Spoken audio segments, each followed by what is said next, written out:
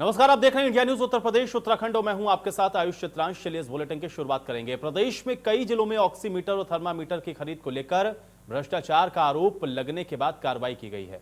सुल्तानपुर और गाजीपुर के जिला पंचायत राज अधिकारी को सस्पेंड किया गया है।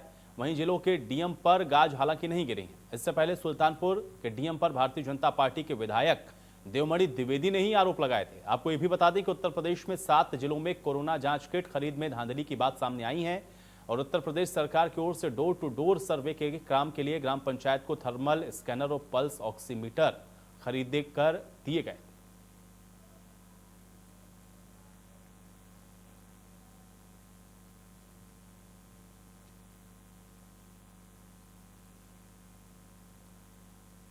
में भी अवसतराशी है। ये बात भ्रष्टाचारियों को इतनी पसंद आई कि उन्होंने कोविड सर्वेक्षण किट में ही भ्रष्टाचार कर दिया और जब ये बात मुख्यमंत्री कार्यालय तक पहुंची तो बाकायदा वहां से चिट्ठी जारी की गई और उसके बाद से इस घोटाले का पर्दाफाश हुआ। लेकिन देर हो चुकी थी क्योंकि तब तक की अपोजिशन के हाथ में एक बड़ा मुद्दा लग गया और अब इसको भुनाने की कोशिश में अपोजिशन लगी है। और अब देखना यह है कि उत्तर प्रदेश की सरकार जिसकी करप्शन को लेकर नो टॉलरेंस पॉलिसी है वो इस पर क्या कुछ करती है। Khurram Nizami, India news, Lucknow. आप तो उन्नाव में कोरोना जैसी महामारी ने जहां बड़े बड़ों को जीवन और मानवता का संबंध सिखाया, तो वहीं जिले में डीपीआरओ आपदा की घड़ी में भी अपने खेल से बाज नहीं आए। अफसरों ने ग्राम पंचायत में पल्स ऑक्सीमीटर और इंफ्रारेड थर्मामीटर शासन से तय रेट 2800 रुपए से लगभग 3 गुना तक अधिक की खरीद पर खरीदे हैं और इसको अनदेखा भी किया गया। यही नहीं, बीघापुर ब्लॉक में प्रधानों के डिजिटल सिग्नेचर से फर्म को ऑनलाइन 8,900 रुपए के हिसाब से भुगतान भी किया गया है। डीएम की सख्ती के बाद भी खरीद में जमकर खेल हुआ। मामला सामने आने के बाद अब जिम्मेदार गर्दन फंसता देख करके मैनेज करने और प्रबंध करने में लगे हैं। 4 से 9,000 रुपए में हुई खरीद अधिकारियों के गले की फांस बन रही है। अब सीडीओ ने मामले की जांच के भी आदेश दिए हैं और जांच रिपोर्ट आने के बाद इस पर आगे की कार्रवाई की जाएगी।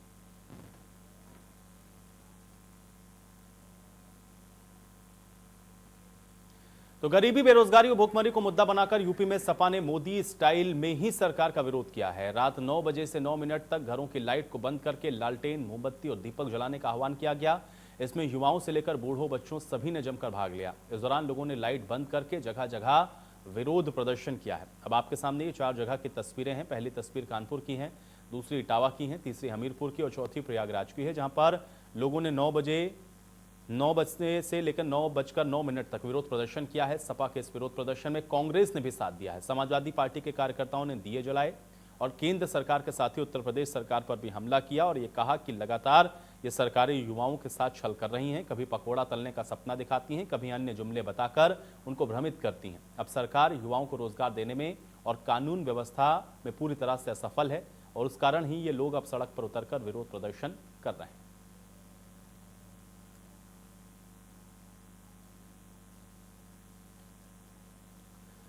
कानपुर में भूख हड़ताल पर अभिभावक हैं और स्कूल फीस माफी के लिए भूख हड़ताल पर अभिभावक बैठे हैं। भूख हड़ताल पर बैठे अभिभावकों ने कैंडल मार्च भी निकाला। एमएलए सुरेंद्र मैथानी की गाड़ी को रूट करके उनको अपना मांग पत्र भी पढ़ाया है। एमएलए ने इसके बाद डीएम से मिलकर बात करने का आश्वासन दिया है। बर्रा के शास्त्री चौक पर अनशन पर यह अभिभावक बैठे हुए हैं। सुरेंद्र मैथानी को अपना मांग पत्र भी पढ़वाया गया और सुरेंद्र मैथानी ने डीएम तक इस बात को पहुंचाने की बात कही है। स्कूल फीस की माफी को लेकर के भूख हड़ताल लगातार जारी है और अब कैंडल मार्च भी अभिभावकों के द्वारा निकाला गया है। तो एमएलए ने डीएम से मिलकर के बात करने का आश्वासन दिया है और ये विरोध अभिभावकों की तरफ से देखने को मिल रहा है। फीस माफी को लेकर के ये विरोध कानपुर में लगातार हो रहा है। भूख हड़ताल पर भी अभिभावक बैठे हुए हैं और बच्चों की फीस माफ की जाए, इसको लेकर के अभिभावक ये भूख हड़ताल कर रहे हैं। और इस दौरान सुरेंद्र मैथानी जो कि विधायक हैं वहां से गुजर रहे थे, उनको भी रोक करके अपना मांग पत्र पढ़ाया गया है। मुरादाबाद में फीस को लेकर के अभिभावक और स्कूलों के बीच तनातनी जारी है और एक तरफ स्कूल फीस की मांग से पीछे नहीं हट रहे हैं तो फिर दूसरी तरफ अभिभावक कोरोना और लॉकडाउन के कारण अपनी आने वाली परेशानियों के कारण फीस भरने में अपनी असमर्थता को जाहिर करते हुए स्कूल के खिलाफ ये विरोध प्रदर्शन कर रहे हैं। कमिश्नर कार्यालय पर अभिभावकों ने थाली बजाकर स्कूल की फीस मांग का विरोध प्रदर्शन किया है। तो वहीं स्कूल ने फीस के लिए अभिभावकों को अल्टीमेटम भी दे दिया है।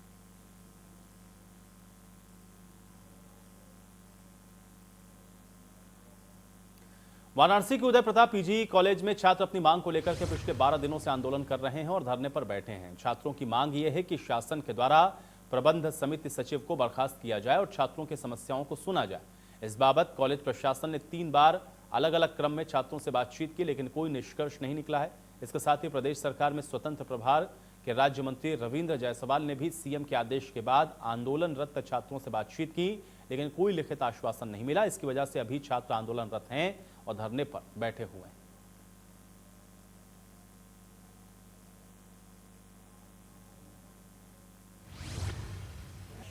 एक तरफ तो केंद्र सरकार और राज्य सरकार छात्रों को प्रोत्साहित करने के लिए तमाम तरह की योजनाएं चला रही हैं और तमाम तरीके से उनको प्रोत्साहित किया जा रहा है। दूसरी तरफ बनारस की बात करेंगे तो बनारस में उदय प्रताप स्वायत्त शासकीय महाविद्यालय में छात्र जो पिछले 12 दिनों से धरना पे बैठे हुए हैं, आपको बता दूं कि इनकी जो कुछ मांगे रही हैं उस संदर्भ में उन्होंने मुख्यमंत्री योगी आदित्यनाथ से भी मुलाकात की थी। सर्किट हाउस में उनको भी पत्रक दिया गया था, ज्ञापन दिया गया था, पर अभी तक जो है उनकी मांगों पे विचार नहीं किया गया है। आइए बात करते हैं, जानते हैं कि क्या उनकी मांगे हैं और वो क्या चाहते हैं। मुर्दाबाद मुर्दाबाद मुर्दाबाद। भैया कैसा धरना चल रहा है, क्या मांगे हैं आप लोग की? ये शांतिपूर्ण तरीके से 13 दिनों से ये आंदोलन चल रहा है। सबसे पहली मांग है कि एक भ्रष्टाचारी और एक आपराधिक प्रवृत्ति के व्यक्ति जो यहाँ सचिव बनाए गए हैं अनलीगल तरीके से, भ्रष्ट प्रबंध तंत्र द्वारा जो सचिव अनलीगल तरीके से बनाए, उन्हीं के सदस्यता निरस्त की मांग चल रही है, उनको हटाया जाए।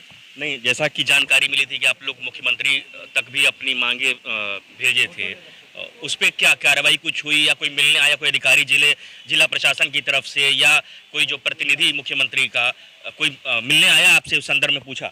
मुख्यमंत्री जी का संदेश लेके रविंद्र जायसवाल जी स्वतंत्र प्रभार मंत्री हमारे बीच आए थे, उनका संदेश हम लोगों को दिए। वो कहें कि अतिशीघ्र जांच कमेटी बैठा के वित्तीय अनियमितता को चेक कराया जाएगा और जो भी उसमें फॉल्ट पाया जाएगा आवश्यक लोगों पे आवश्यक कार्रवाई की जाएगी।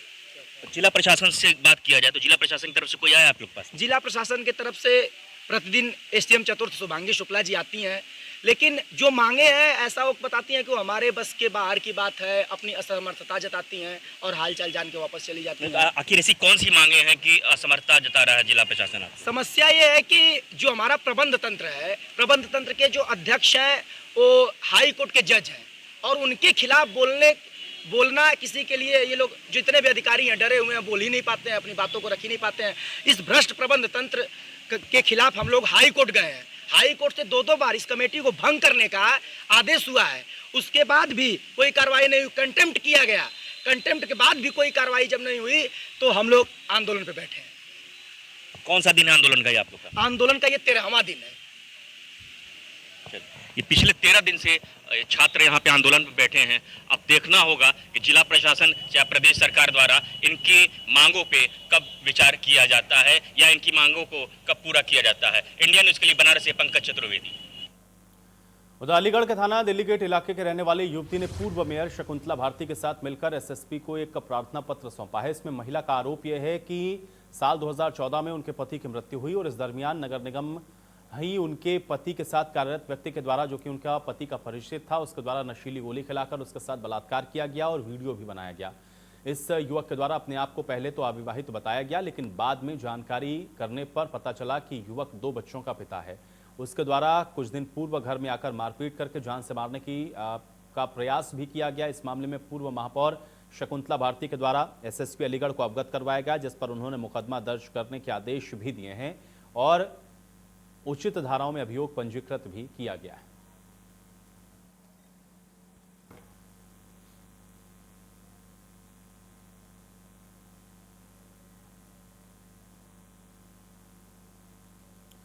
मिर्जापुर के देहात कोतवाली इलाके में प्रेम के बाद गैर बिरादरी में विवाह करने की सजा मिली है। प्रेमी से पति बने शुभम को प्रेमिका के परिजनों ने सिगरेट से जलाया। 4 सितंबर से लापता प्रेमी को देहात कोतवाली पहुंचकर प्रेमिका के परिजनों पर बंधक बनाकर सिगरेट से जलाने का आरोप लगाया गया। पुलिस ने इस मामले में 5 लोगों को हिरासत में लिया है। एसपी सिटी का कहना है कि तहरीर मिलने पर इस मामले में आगे की कार्रवाई की जाएगी।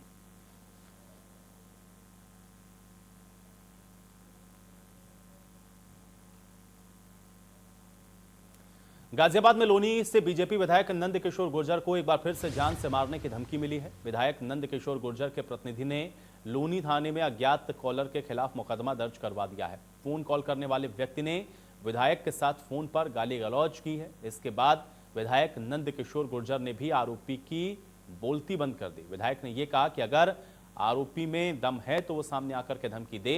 विधायक और अज्ञात आरोपी के बीच हुई इस बातचीत का ऑडियो भी लगातार वायरल हो रहा है। दर्ज कराई गई एफआईआर में बताया गया है कि विधायक नंद किशोर गुर्जर को हाल के ही दिनों में अलग अलग नंबरों से लगातार जान से मारने की धमकी देने के फोन आ रहे हैं।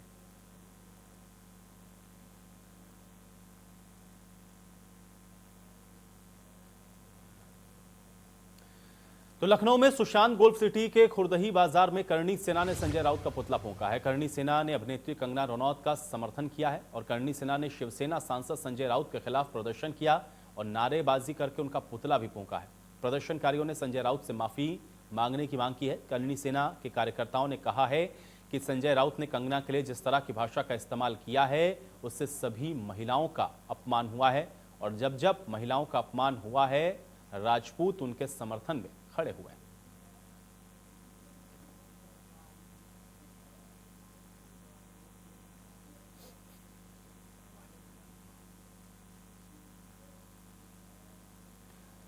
तो खबर प्रयागराज से है, जहां पर एसटीएफ और नारकोटिक्स की टीम को बड़ी सफलता मिली है। पुलिस ने गांजे से भरा एक ट्रक बरामद किया है।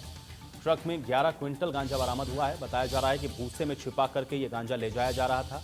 9 लोगों को पुलिस ने इस सिलसिले में गिरफ्तार किया है, जहां पे प्रयागराज में एसटीएफ और नारकोटिक्स की टीम ने संयुक्त कार्रवाई करते हुए इतनी भारी संख्या में गांजे की खेप को बरामद किया है। 11 क्विंटल गांजा बताया जा रहा है, जो कि भूसे के अंदर भरकर ले जाया जा रहा था और भूसे में छिपा करके ये गांजा तस्करी किया जा रहा था। सूचना के आधार पर यह कार्रवाई की गई है। पुलिस ने इस सिलसिले में 9 लोगों को गिरफ्तार किया है। वहीं कानपुर में लव जिहाद का एक और मामला सामने आने से हड़कंप मच गया है। मामला महाराजपुर थाना क्षेत्र के तिलसहरी गांव का है, जहां पर रहने वाले नाबालिग किशोरी को पड़ोस में ही रहने वाले मुस्लिम युवक बहला फुसलाकर अपने साथ भगा ले गया। आरोप लगा कि युवक का परिवार जादू टोना और झाड़ फूंक करता है। युवक ने झाड़ फूंक और जादू टोना करके किशोरी को अपने प्रेम जाल में फंसाया। इसके बाद वो उसको लेकर कानपुर देहात भागा। परिजनों ने मामले की शिकायत पुलिस से की, जिसके बाद पुलिस ने दोनों को रनिया से बरामद किया है। अब इस मामले में हिंदूवादी संगठन भी सक्रिय हो गए।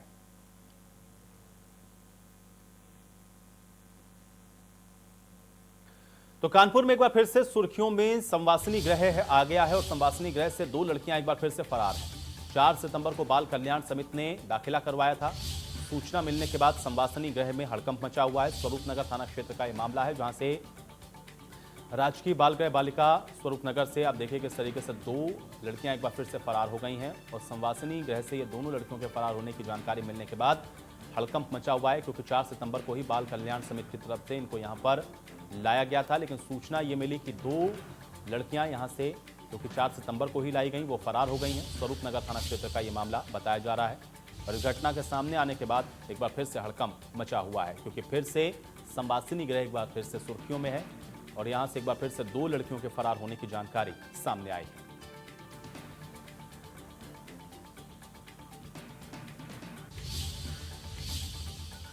खबर गोरखपुर से है, जहां पे दबंगों में कानून का कोई खौफ नजर नहीं आ रहा है, क्योंकि युवक को दबंगों ने बुरी तरह से पीटा है। पीटने के बाद युवक को अपना थूक भी चटवाया है। सोशल मीडिया पर मामले का वीडियो खूब वायरल है और इस मामले की जांच में पुलिस जुटी हुई है। ये वीडियो हम आपको दिखा रहे हैं, जहां पर आप देख सकते हैं गोरखपुर में दबंग किस तरीके से अपनी दबंगई को दिखाते हुए नजर आए हैं। पहले युवक की जमकर पिटाई की, उसके बाद जमीन पर थूक भी उससे चटवाया गया है। युवक के साथ बर्बरता की गई है और अब ये वीडियो वायरल हो रहा है। पुलिस ने केस हालांकि इस मामले में दर्ज किया है और अब इसकी तलाश की जा रही है कि आखिर ये कौन लोग हैं जिन्होंने ये घृणित कृत्य किया है। और यह वीडियो काफ़ी तेजी से वायरल हो रहा है। दबंगों की ये जो दबंगई है वो भी इस वीडियो में कैद है। वहीं कासगंज में अवैध शस्त्र बनाने की एक फैक्ट्री का भांडाफोड़ हुआ है और पुलिस ने 4 तमंचे 3 खोखा कारतूस बरामद किए हैं।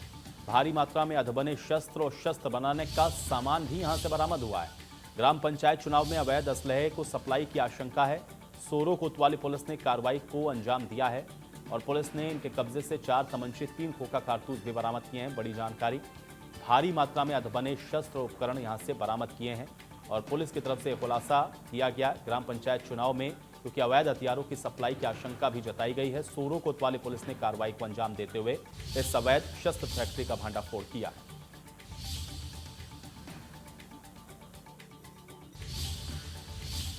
तो शामली जनपद में अवैध तमंचा फैक्ट्री का भांडाफोड़ हुआ है और अवैध शस्त्र फैक्ट्री से पुलिस ने भारी मात्रा में बने और अधबने तमंचों को बरामद किया है। पुलिस ने बड़ी तादाद में कारतूस और अवैध शस्त्र बनाने के उपकरण भी यहां से जब्त किए हैं। पुलिस ने मौके से एक शातिर आरोपी को भी गिरफ्तार किया है, जबकि आरोपी का दूसरा साथी मौके से फरार हो गया है। बाबरी पुलिस को यह सफलता मुखबिर की सूचना के आधार पर मिली।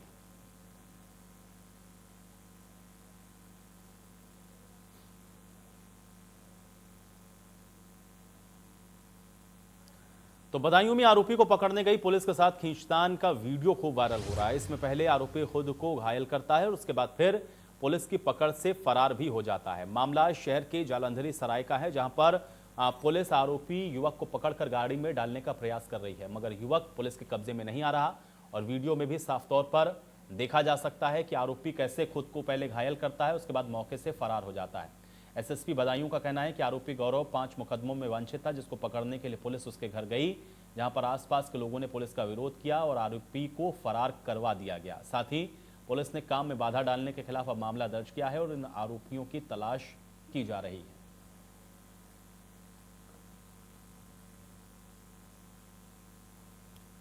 तो सरकार की सरकारी संस्थाओं को प्राइवेट करने की नीति, अब इसका खुलकर विरोध होने लगा है, क्योंकि रेलवे के बाद अब बिजली विभाग का निजीकरण करने का निर्णय सरकार के गले की फांस बनता हुआ नजर आ रहा है। और सरकार के ही कर्मचारी हैं जो कि सरकार के खिलाफ अब धरने पर बैठ गए हैं। बिजली विभाग के दफ्तर में अपना काम बंद करके सरकार के खिलाफ ये सभी लाइनमैन बैठे हुए हैं और एसडीओ से लेकर के जूनियर इंजीनियर सरकार की उस नीति के खिलाफ विरोध प्रदर्शन कर रहे हैं, जिसमें बिजली विभाग को अब निजी हाथों में देने की योजना बनाई गई है। पहले से ही यूपी पावर कॉरपोरेशन 96,000 करोड़ के घाटे में चल रहा है। इसको लेकर के सरकार अपने ही कर्मचारियों को जिम्मेदार मानती है, जिन्हें उपभोक्ताओं से वसूली और बिजली चोरी रोकने का काम दिया गया था।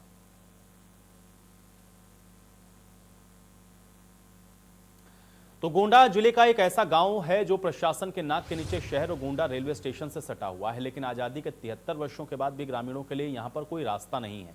गांव के तीनों तरफ से रेलवे लाइन और एक तरफ रेलवे यार्ड होने के कारण बीमार, प्रसव पीड़िता बच्चों को स्कूल रेलवे लाइन को पार करके ही जाना पड़ता है। जिला मुख्यालय पर विकासखंड पंडरी कृपाल के राजस्व ग्राम धनौली का पंडितपुरवा ऐसा गांव है जिसकी आबादी 1 से 2,000 के आसपास है। गांव के चारों तरफ रेलवे लाइन और रेल परिक्षेत्र है। गांव नगर कोतवाली के अंतर्गत गोंडा शहर से सटा गोंडा रेलवे स्टेशन के करीब है और ग्रामीणों को बाजार, अस्पताल, बच्चों को स्कूल जाने के लिए जान की बाजी लगाकर अवैध रूप से रेल लाइन को पार करना पड़ता है। गांव में अगर कोई बीमार हो जाए तो चारपाई पर या फिर पीठ पर लाद कर लाइन पार करके सड़क या फिर एम्बुलेंस वाहन तक उसको ले जाना पड़ता है। अब इस बदहाल गांव की तस्वीर साफ बयां कर रही है कि अधिकारी पेपरों पर ही विकास करते हैं, लेकिन असलियत इससे कोसों दूर। गोंडा शहर से सटा हुआ सोनी गुमटी के पास धनौली ग्राम सभा का पंडितपुरवा का यह गांव है, जहां पर आप देख सकते हैं पीछे एक रेलवे का अंडरपास है। वो पूरी तरह से पानी में लबालब है, भरा हुआ है। बच्चे इसमें गोते लगा रहे हैं, यहाँ पर खेल रहे हैं। खतरा उनके लिए भी है, खेलते खेलते बच्चे कई बार इसमें डूबने के संकट में फंस जाते हैं, जान जाने का जोखिम उठाते हैं। लेकिन ये क्योंकि इतनी लापरवाह है प्रशासन कि इस गांव में कोई सड़क ही नहीं है। तो सड़क इसलिए नहीं है क्योंकि आप रेलवे ट्रैक देख रहे हो। इस गांव में जो आप रेलवे ट्रैक अगर दिखाओ घुमा करके नजर, तो 3 तरफ से रेलवे ट्रैक है इस गांव में जहां भी। और ग्रामीण हो या यहाँ का छोटा बच्चा हो या कोई भी हो, उसे पैदल ही जाना आना पड़ता है। आप देख सकते हैं ये मार्ग, पीछे रेलवे ट्रैक है जो अंडर लाइन जा रहा है और ये गांव के लोग हैं जो इससे आना जाना करते हैं, क्योंकि कोई सड़क बनी ही नहीं है इस गांव के अंदर प्रवेश के लिए। कभी स्कूल जाना हो बच्चों को, कोई शादी विवाह का कार्यक्रम हो जाए, कोई भी ऐसी चीज नहीं पूरी की जा सकती है जो एक ग्राम सभा में चाहिए होती है। यहाँ तब से जस का तस है, समस्या भी इनके सामने यूं ही खड़ी है, जो इनके सामने किसी भी प्रकार की इनके कोई भी सरकार हो या कोई भी विकास की बात हो, वो कहीं ना कहीं यहाँ पर अछूता है, जिससे लोगों के सामने समस्या यूं ही खड़ी है और लोग यही इंतजार कर रहे हैं कि उनकी यह समस्या कब दूर होगी। गोंडा से Abhishek Singh, India news.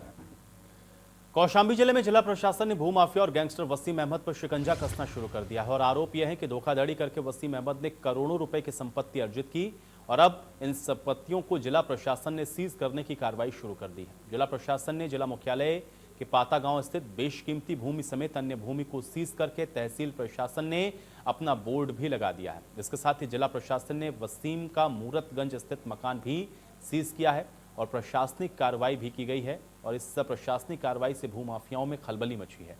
Police अधीक्षक अभिनंदन के मुताबिक भूमाफिया की 2.5 करोड़ से ज्यादा की संपत्ति को सीज किया गया है।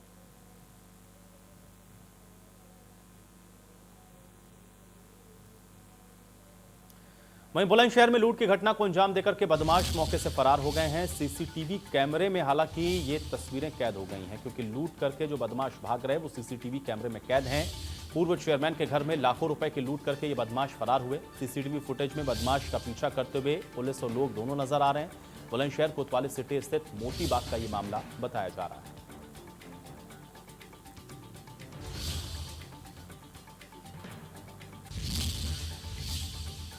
वहीं आजमगढ़ जिले के कप्तानगंज थाना क्षेत्र के चिवता गांव में प्रेम प्रसंग के चलते एक युवक की लाठी डंडों से पीट कर हत्या कर दी गई है। पुलिस ने 5 आरोपियों को गिरफ्तार किया है।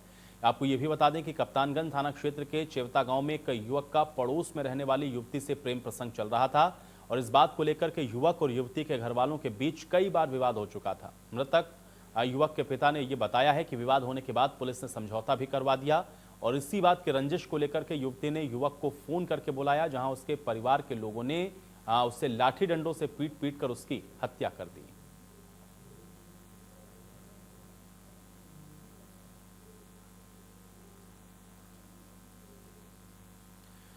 तो कानपुर देहात में तेज रफ्तार ट्रक ने बाइक में टक्कर मारी और बाइक पर सवार पति पत्नी और बच्चे को कुचल दिया।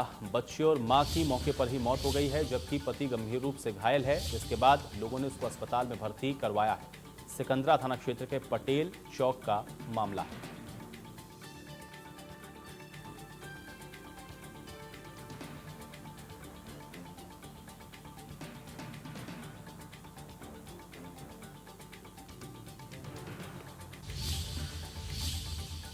लखनऊ के चिन्हट में चल रही अवैध शराब की फैक्ट्री में पुलिस ने छापा मारा और इसी के साथ 2 लोगों को यहां से गिरफ्तार भी किया गया। इसका जायजा हमारे सहयोगी ने लिया।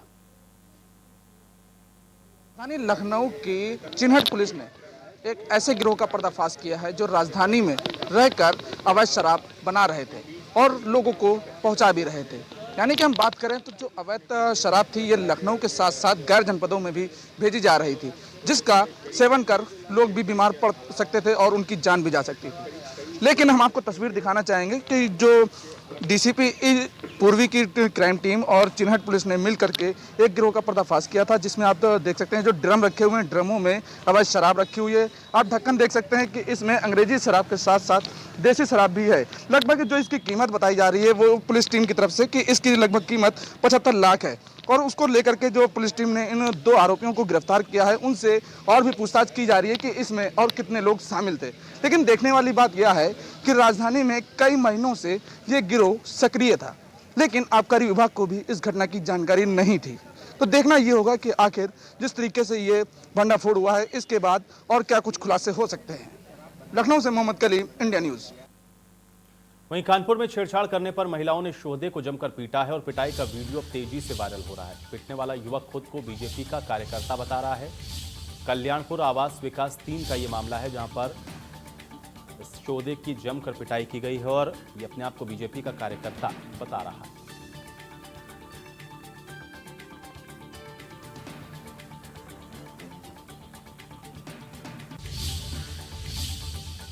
तो एक तरफ जहां कोरोना ने लोगों को बेहाल कर रखा है, तो वहीं लोग तमाम तरह की परेशानियों का सामना भी कर रहे हैं। लेकिन देश के प्रधानमंत्री नरेंद्र मोदी जी के द्वारा कहे गए शब्द को कि आपदा को अवसर में बदलना होगा, अपने जीवन का हिस्सा बनाने का काम भी कुछ लोगों ने किया है। ऐसे ही सिद्धार्थनगर जिले की गुजराती महिला ने अगैती सब्जी की खेती लॉकडाउन के समय में करके जहां परिवार को आर्थिक संकट से दूर किया, तो वहीं आपदा को अवसर में भी बदला है।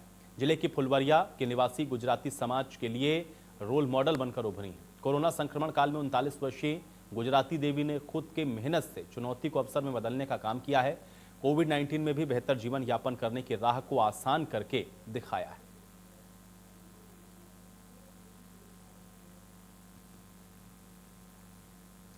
और चलिए इसी के साथ इस बुलेटिन में मेरे साथ फिलहाल इतना ही।